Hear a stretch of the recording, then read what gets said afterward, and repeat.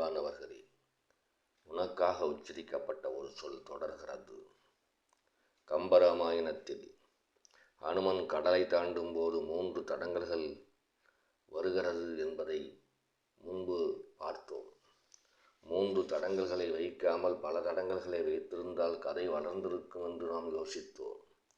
ஆனால் வாழ்க்கை தத்துவத்தையும் வாழ்க்கை வழிமுறைகளையும் வாழ்ந்து காட்டுகிற ராமனுடைய காவியத்தில் இறைவனே வந்து வாழ்ந்து காட்டுகிற போது என்னென்ன தடங்கல்கள் நமக்கு வரும், அந்த தடங்கல்களை எல்லாம் எப்படியெல்லாம் நாம் நீக்க வேண்டும் என்ற தத்துவத்தை வாழ்ந்து காட்டுவதன் மூலம் நமக்கு உணர்த்துகின்ற ராமாயணத்தை புரிந்து கொண்டால் வாழ்க்கை என்பதே ஒரு லட்சியத்தோடு வாழ்வதுதான் என்பது புரியும். வாழ்க்கை என்பதே ஒரு லட்சியத்தோடு வாழ்வதுதான். ஒரு லட்சியம் வெற்றி பெற்றால் அடுத்த லட்சியம் நம்மை தேடி வந்துவிடும். இங்கே அனுமனுக்கு என்ன லட்சியம்? சீதாதேவியை கண்டுபிடிப்பது, ராமசேவையை செய்வது இல்லையா? மேருமலையை கிடுகிடுவென நடுங்க மரங்கள் பெயர்ந்து விழ மலையின் கற்களும் செடிகொடிகளும் காற்றில் வானை நோக்கி பறக்க அனுமன் வானில் பாய்ந்தான் கடலை தாண்டி. கடலை தாண்டுவதற்கு மேருமலையிலிருந்து அப்படியே தாவுகிறான் வானத்தை நோக்கி பறப்பதற்கு.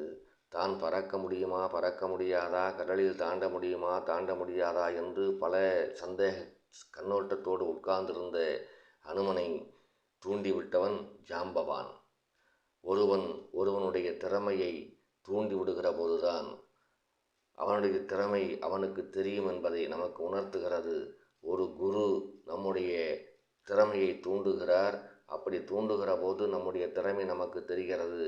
அதைத்தான் சுவாமி விவேகானந்தர் அவர்கள் சொல்லுவார்கள், உன்னிடம் அனைத்து திறமைகளும் கிடக்கின்றன, முடங்கி கிடக்கிறது. உன்னிடம் இல்லாத திறமை எதுவுமே இல்லை. உன்னை நீ புரிந்து கொள். உனக்கு திறமை இருக்கிறது என்பதை நம்பு. உன்னால் எதை வேண்டுமானாலும் சாதிக்க முடியும் என்று சொல்வார்.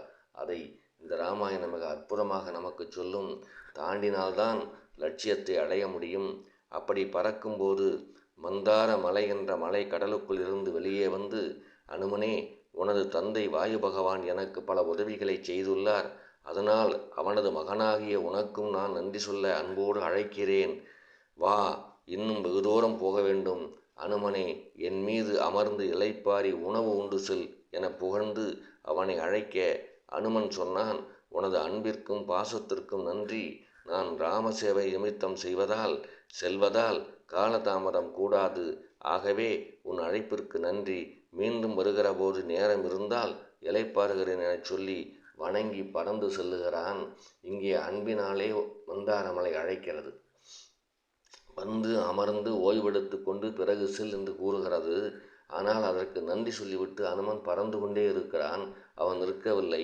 தடங்கள் என்பதே அடுத்த கட்டத்தின் அதிவேகத்திற்கு முன்னுரை. புரிந்து கொள்ள வேண்டும் நண்பர்களே. தடங்கள் என்பதே அடுத்த கட்டத்தின் அதிவேகத்திற்கு முன்னுரை. தண்ணீருக்கு தடங்கள் செய்தால் சீறிப்பாயும் சிறிது நேரத்தில். தண்ணீருக்கு தடங்கள் செய்தால் சீறிப்பாயும் சிறிது நேரத்தில். கண்ணீருக்கு தடங்கள் செய்தால் இரத்த அழுத்தம் தானே வருமாம். எண்ணங்களுக்கு தடங்கள் வந்தால் புரட்சியாய் வெடிக்கும் கோபம் காட்டும். புறப்படும் போது தடங்கள் வந்தால் புரியாத கோபம் ஏனோ தலைப்படும்.